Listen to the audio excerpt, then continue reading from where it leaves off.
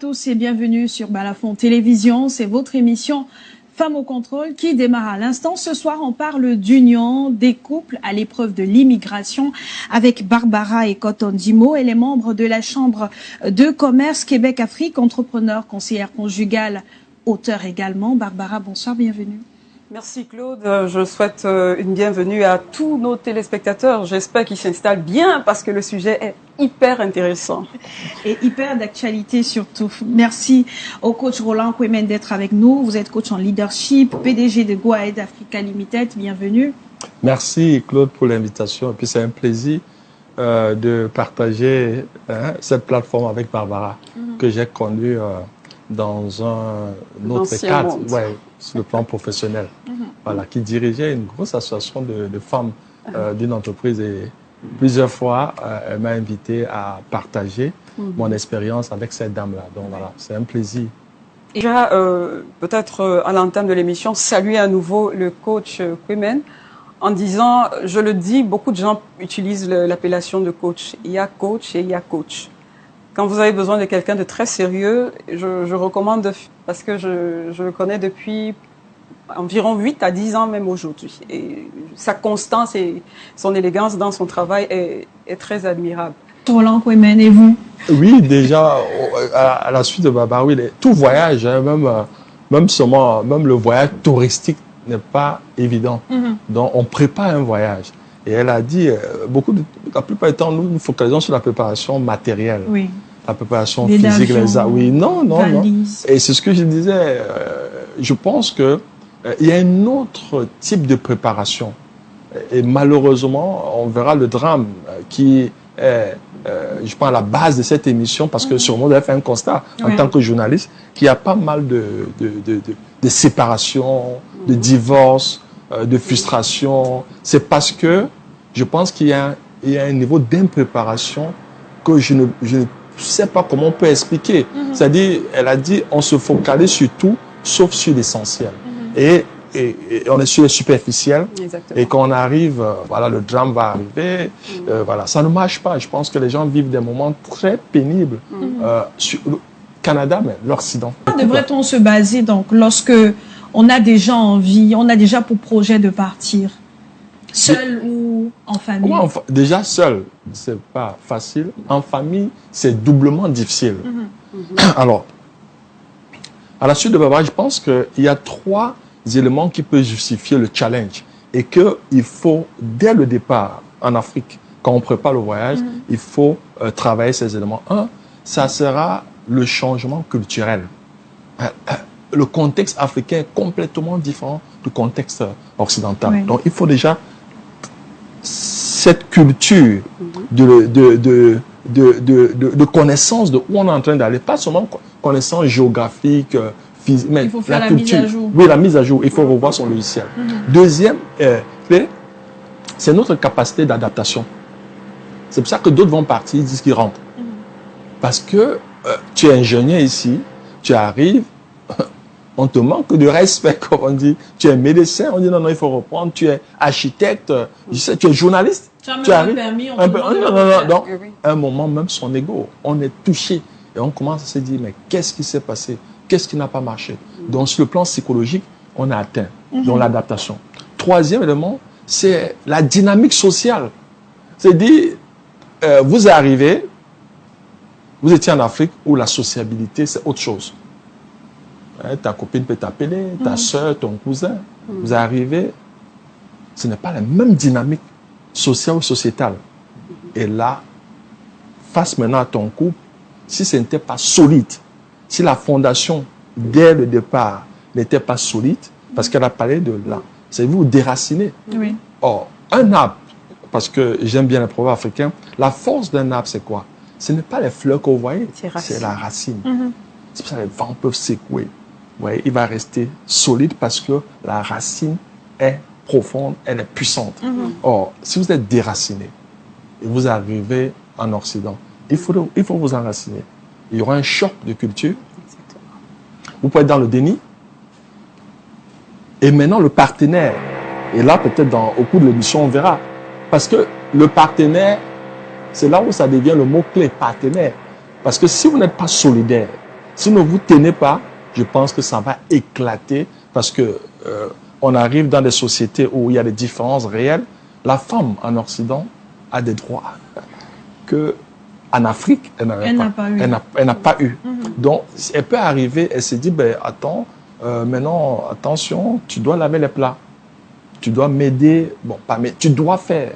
Or, l'homme, on sait très bien le mal. Le Bantou.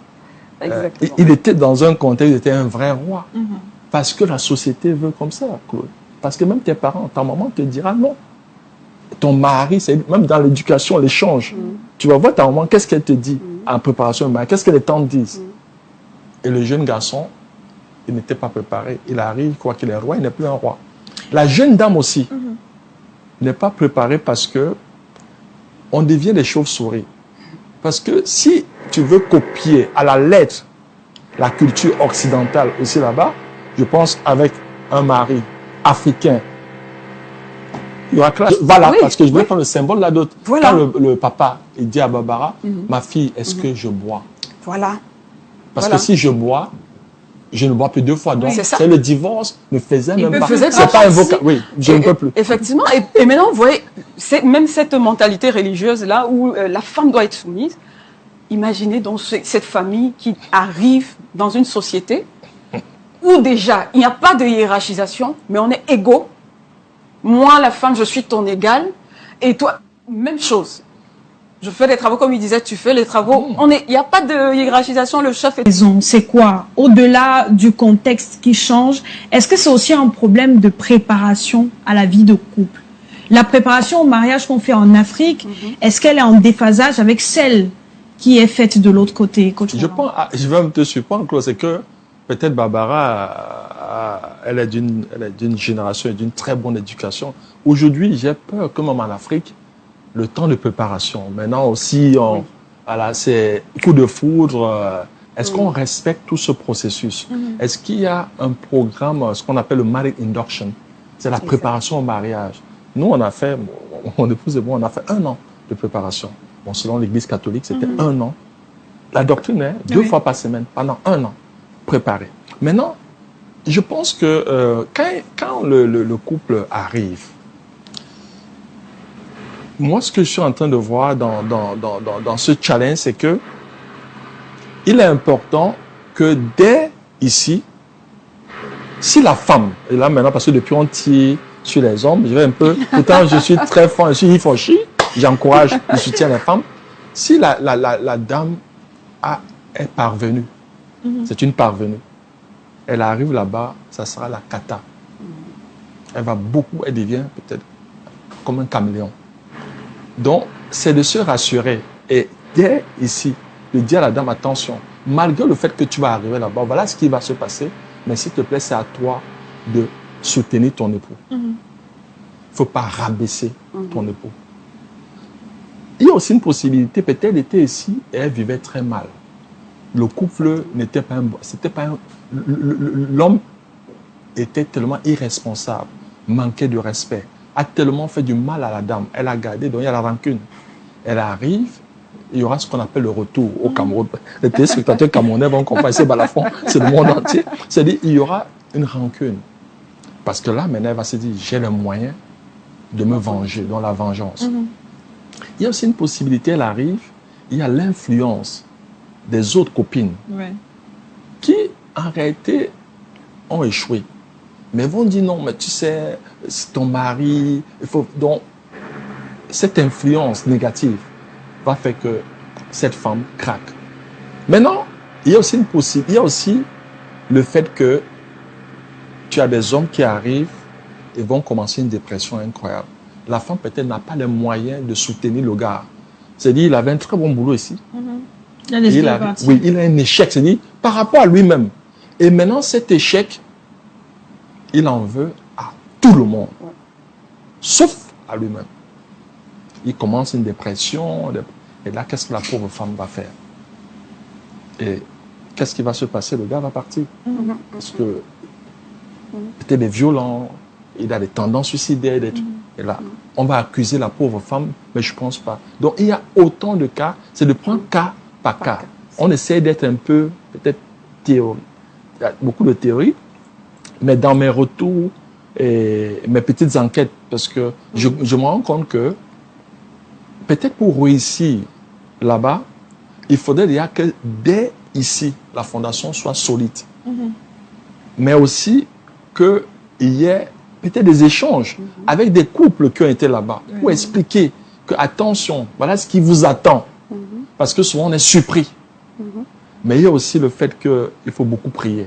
Peut-être on va attaquer le sujet de la spiritualité. Parce qu'un couple qui prie, c'est ça qui peut sauver. Parce que ce qu'on n'a pas dit, c'est les enfants. Comment expliquer que les enfants arrivent là-bas et on commence à des enseignements sur l'homosexualité, des trucs que lui, en Afrique, c'est interdit parce que nos constitutions sont claires, nos traditions. Comment on fait? L'enfant s'en va et revient une contradiction entre ce que tu dis à la maison et c'est violent. Oui, donc il faut gérer les enfants, il faut gérer le couple, il faut gérer la société. Donc c'est pas mal de défis, mais est-ce qu'il y a une possibilité de réussir? Oui, il y a des couples qui sont en train de réussir. C'est de dire, comment Benjamin, peut-être la suite de l'entretien, c'est de se dire, quelles sont les pistes de solutions, ce qu'il faut faire et ce qu'il ne faut surtout pas faire. Le mariage, c'est quand même une institution divine, c'est une institution aussi sacrée. Mais quand on arrive maintenant en Occident, voilà, c'est pas sacré. Voilà, c'est pas sacré. Voilà, il y a même des contrats de mariage. Hein, c'est un business. C'est un business qui profite à qui? Aux deux parties. Donc si une partie ne trouve pas son compte, l'affaire est réglée. Hein. Voilà. Donc je pense que c'est un peu plus froid, c'est moins émotionnel, c'est moins spirituel. C'est un contrat. C'est un contrat. C'est un contrat qui a une valeur juridique où il y a des clauses et tout. Donc vraiment et ça fera la différence parce que en Occident aussi, le couple, la famille, c'est vraiment la famille nucléaire. C'est papa, maman, les enfants.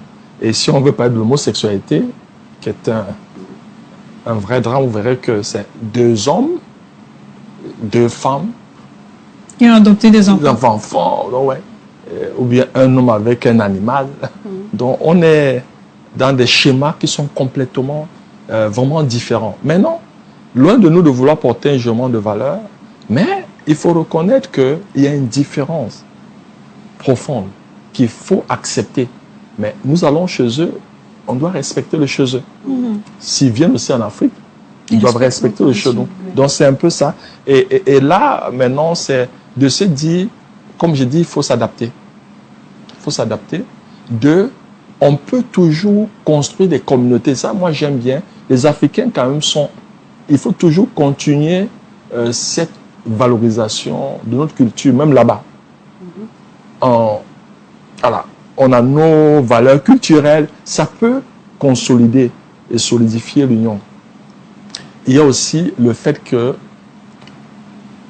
il faut spirituellement faire ce travail. Parce que si on est d'accord que le mariage est une institution divine, dont Dieu doit être au centre. Parce qu'on peut être dans les schémas rationnels et tout, mais s'il n'y a pas la main de Dieu derrière, je pense, peut-être le fait que je sois croyant, je continue à penser qu'il faut que Dieu soit au centre de ce mariage. Et avec tout ce qui vient d'être présenté, pourquoi les gens partent? Je pense que c'est des décisions très personnelles. Il y a des gens qui partent parce que voilà, ils ont peut-être un projet de vie, ils ont une vision. D'autres partent parce que voilà, c'est la mode. Voilà. D'autres partent parce qu'ils estiment que ici ils ne peuvent plus. Peut-être ils étouffent. D'autres partent peut-être pour des raisons, il y a peut-être des situations de santé. Parce que voilà, il y a plusieurs raisons, plusieurs motivations. Mais il ne faut pas partir pour la mauvaise raison. Oui. C'est ça le problème. La réussite des couples, le coach Roland Kwémen proposait de mettre Dieu au centre de tout. Mais comment mettre Dieu au centre lorsqu'on arrive dans une société où Dieu n'est pas une priorité? Non, c'est-à-dire dès le départ de l'Afrique, si vous êtes croyant et que votre foi était forte, même en Occident continue. Mais l'environnement les églises ne sont pas fermées. Les églises ne sont pas totalement fermées. On continue à aller à l'église. Je connais des couples qui continuent que ce soit musulman, que ce soit chrétien. Donc, c'est parce que si la fondation ici n'est pas solide, arriver là-bas, c'est balayé par un coup de vent. À la suite de Baba, je voulais aussi dire que nous ne portons pas le jugement de valeur. Pour ceux qui partent, on ne part pas. Pas du tout. Et j'ai aimé, quand on préparait l'émission, on a dit comment maintenant mieux les accompagner. Parce qu'on s'est rendu compte que beaucoup arrivaient et puis il y avait des cas de frustration, de divorce et tout. Voilà. Et Baba a raison. On ne va pas juger ceux qui partent, mais cependant, préparez-vous. Préparez-vous. Et cette préparation commence au Cameroun, du moins en Afrique. Comment se préparer? Se préparer, c'est de se dire... Déjà seul, avant le couple. Il y a la préparation matérielle et intellectuelle. Ils le font très bien, les cours de langue, tout le process, et tout c'est bien fait, puisqu'il y a même des agences qui accompagnent et tout. Maintenant, l'autre préparation, c'est de se dire, je suis en train d'aller un peu vers l'inconnu. Et je sors de ma zone de confort. Et quand je sors de ma zone de confort, il faut rapidement, apprendre. C'est-à-dire, il faut se dire, je désapprends pour apprendre. Qu'est-ce que je dois apprendre là-bas? Et dans ça, qu'est-ce que je quitte ici avec? Que même si j'arrive là-bas, je ne dois pas perdre. Par exemple, la courtoisie, le respect, la foi, la générosité. Elle a dit que le Canada a amplifié. J'ai aimé ce que j'appelle en matière de leadership le facteur X. Ça va accélérer. On ne change pas qui tu es. On ne change pas. On révèle tout souvent. Voilà. Si on était travailleur, on va multiplier. Si on était paresseux, si on était tricheur, si on était feignant, si on était un cancre. Donc voilà, ça amplifie. Et j'ai vraiment aimé ce retour d'expérience de cette personne. Alors, moi, je pense qu'au niveau de cette préparation maintenant, la prochaine étape, c'est l'adaptation. Mais je ne disparais pas. Ça, je préfère adapter. C'est-à-dire, j'arrive, je m'adapte, mais tout en restant moi-même. Peut-être c'est contradictoire, c'est comment je fais entre tradition et modernité. Il faut que je surfe. Et dans ça, il faut que je sois moi-même. Alors la question, qui suis-je? Quelles sont mes forces? Quel est mon système de valeurs? Pourquoi je m'en vais? Quelles sont mes ambitions? Parce que c'est un projet de vie. Je sais pourquoi je m'en vais. Qu'est-ce que je perds ici en partant? Et qu'est-ce qu'en allant là-bas, j'aurai pour compenser ce que je perds? Parce qu'on perd toujours quelque chose. Et j'ai aimé, papa vient de dire que même là-bas, il y a quand même le fait que l'enfant arrive, peut-être devient un champion de la natation. On n'a pas de piscine ici. Parce qu'on a fait éclore son génie. Son génie. Donc il y a toujours, il y a du pour, il y a du contre. Il y a du positif, il y a du négatif. Et, voilà, la vie ne sera pas un long fleuve tranquille. Mais c'est une équation personnelle qui dépend des différents éléments qu'on met dans cette équation. C'est pour ça qu'il y a des gens, quand ils vont écouter l'émission, ils vont dire peut-être, oh, est-ce que je dois vraiment aller au Canada? D'autres diront, ils n'ont qu'à parler, moi j'irai. Mais je reprends encore, tout dépend du projet de vie. Tout dépend de ce que je m'en vais faire au Canada. Si quelqu'un fait une immigration qui est une immigration purement professionnelle, et qu'en fin de journée, il gagnait mieux ici que là-bas, qu'il ait le courage de rentrer. Alors, la petite blague, c'est Cyril Bojiko. Il le dit dans tous ses écrits. Il est allé au Canada. Mais il est rentré. Donc, il y a des gens qui partent.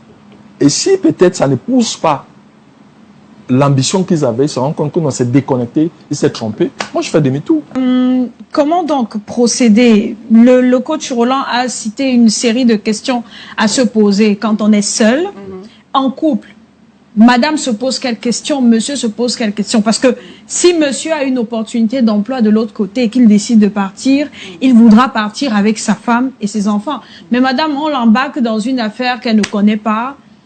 Forcément, elle se dit qu'elle n'a pas grand-chose à faire à part ses valises, les procédures et tout le reste. Se poser quelques questions en couple.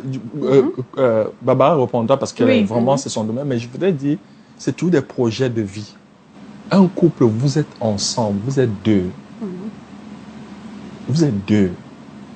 Mais à la réalité, c'est monsieur qui fait le gros du travail. Mais je dis, toujours. Oui, mais ça doit être construit autour d'une discussion, d'un brainstorming ensemble. Pour qu'on n'ait pas de regrets. Il ne faut pas imposer. Même quand la femme part peut-être retrouver l'homme, il faut tout que ce soit dans un projet de vie. Je le dis parce que j'ai 2 ou 3 entrepreneurs que j'accompagne Et ils ont ça comme un gros challenge. Qui dit toujours, non, non, non, pourquoi tu t'es marié? C'était quoi le but? Quand tu dis ta femme dit elle ne veut pas et tout, moi je pense, c'était quoi? Quand tu as vu cette jeune dame et que tu es tombé amoureux, mais c'était quoi les valeurs? C'était quoi votre projet de vie? Or, si c'est un projet de vie qui est co-construit, c'est clair que une personne peut sacrifier et partir. Et comme le non, dans mes calculs, non, je pense que les enfants, non, on n'ira pas. C'est pour ça qu'il faut toujours avoir cette conversation. Et elle disait, elle va répondre. Si dès le Cameroun, c'était un mariage qui était construit sur des fausses bases, la dame a dit, ça va exploser là-bas. Donc c'est toujours la fondation, on va revenir. Peut-être maintenant, Barbara, qui a l'expertise dans le domaine, peut mieux répondre à ta question. Coach Roland, pour terminer, comment résister au mauvais vent qui peut souffler dans notre couple lorsqu'on est déjà parti de l'autre côté? Ben, c'est de chaque fois ne pas oublier ce premier jour, la raison pour laquelle, voilà. Toujours avoir cet album. Moi, j'aime bien garder les anciens messages positifs. Parce qu'il y a des moments où on est dans le creux. Il y a des moments où on a l'air d'être démotivé. Qu'est-ce qui peut vous... C'est-à-dire, vous cherchez dans votre mémoire des très bons souvenirs. Il y a toujours de très bons souvenirs. Et n'oubliez pas que cherchez le plus petit dénominateur commun et non le plus petit diviseur commun. Et comme je le dirais, peut-être, sans être un pasteur, c'est de mettre Dieu. Hein, parce qu'à la fin, à titre personnel, nous sommes déjà à 24 ans de mariage. Et je ne pense pas que ce soit le fait qu'on soit meilleur, trop fort, qu'on soit intelligent ou très riche. Je pense aussi que c'est tout simplement parce qu'on a mis Dieu au centre de tout ce qu'on fait. Pourquoi Dieu? Dieu, il est l'amour. Il est l'amour. Et dans le mariage, et Barbara l'a dit, chaque fois qu'on a un démarche, je fais plaisir à l'autre. On se fait plaisir, il y a plus de plaisir à donner qu'à recevoir. Oui. Et n'oublions pas nos valeurs traditionnelles. N'oublions pas cette source-là. C'est le principe de l'arbre. Les feuilles peuvent changer. Là, c'est la stratégie, c'est l'environnement. On est arrivé là-bas, ça... mais les racines ne changeront jamais. Et ça, pour moi, c'est la fondation.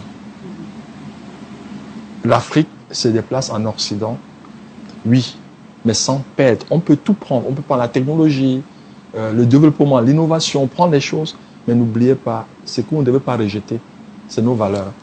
Et nos valeurs sont extraordinaires. Nous avons les meilleures valeurs. Oui. C'est quoi? Le respect, le droit de naître, la solidarité, la bienveillance, la crainte de Dieu.